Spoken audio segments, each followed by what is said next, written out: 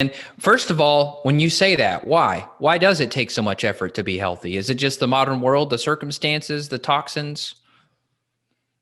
So my first step out of the gates, it's all about habits, right? It takes no more effort to get what you want than what it does to get what you don't want. It's all about pattern of behavior. And so I always tell patients the first month is typically the hardest because you're creating new patterns of behavior. So there's four levels of competence, right? There's the conscious or unconsciously incompetent, meaning you don't know what you don't know. You're just totally clueless, right? And then you're unconsciously, or then you're basically unconsciously competent, where you kind of know that you don't know something, right? You kind of know that you don't know something.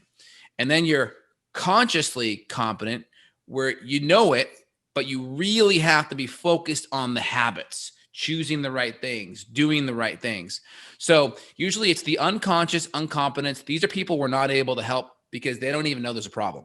Once they go from unconsciously incompetent to consciously incompetent, they know that they don't quite have the skills. That's where we're able to help them in stage two.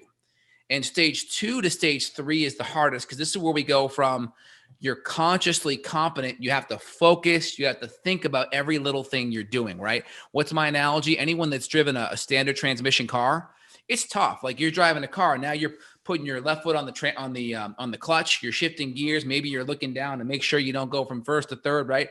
But at the same time, you still got to steer and keep your eyes on the road. So it becomes this, you may be able to do it. You're grinding the gears, but it's a lot of stress and you're consciously competent. That's kind of where most people are at with their health changes.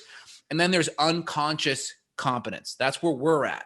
We're literally on cruise control because we've done things thousands of times in regards to the clean filtered water that we're drinking, eating good healthy proteins and fats, taking supplements, avoiding toxins, using health devices that help improve air quality and water quality and EMF and all the things that we're doing. It's unconscious. There's literally no effort for us to continue to do it, or very little effort, right? Kind of like driving. Once you have a stick, it's like no big deal. You're like shifting gears, your eyes are on the road, you're downshifting, no problem, right? Is that a good analogy? Yeah, that makes sense. And a lot of people, they get overwhelmed and then they just give up, or they get pressured by their family members or their friends, like you and I were talking about before we hit record. Oh, just have some gluten. It's not going to hurt you. You know, I've had family members joke, like when we're giving them the salt shaker at the dinner table, they'll say, oh, can you pass me some gluten? And they'll try to like joke like they're pouring gluten on their meal. It's like, oh, come on. So, you know, you get people like that that'll try to influence you. And it may all be a joke, but sometimes I don't want to say weak people, but when I say weak, I mean people that are symptomatic, people that are ill.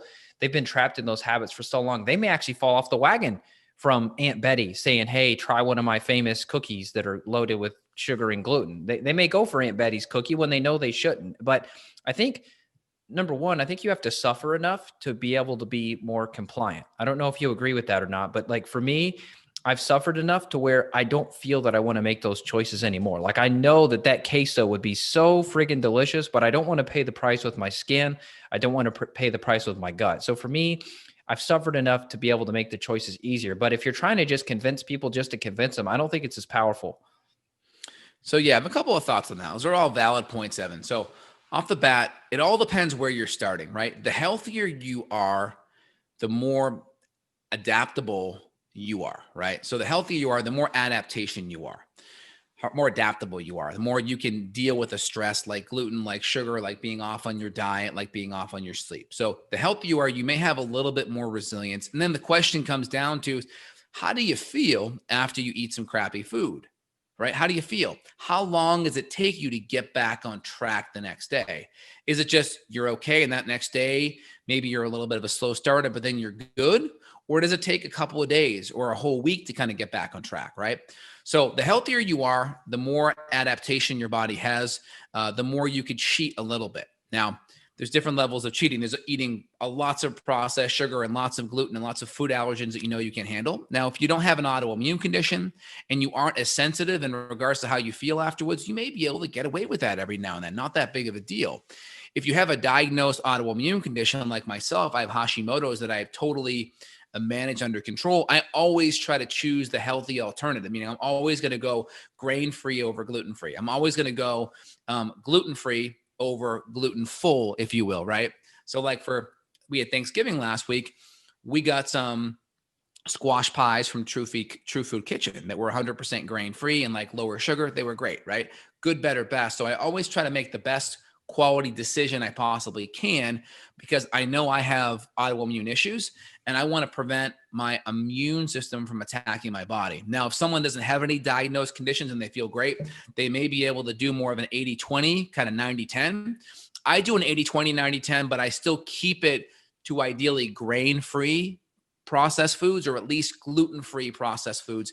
And if someone isn't at a stable place in their health, they're coming to see us, they're in the middle of their functional medicine kind of on ramp, well, then we got to be a little bit more puritanical off the bat. So it all depends where you're at in the plan that you're on. Yeah.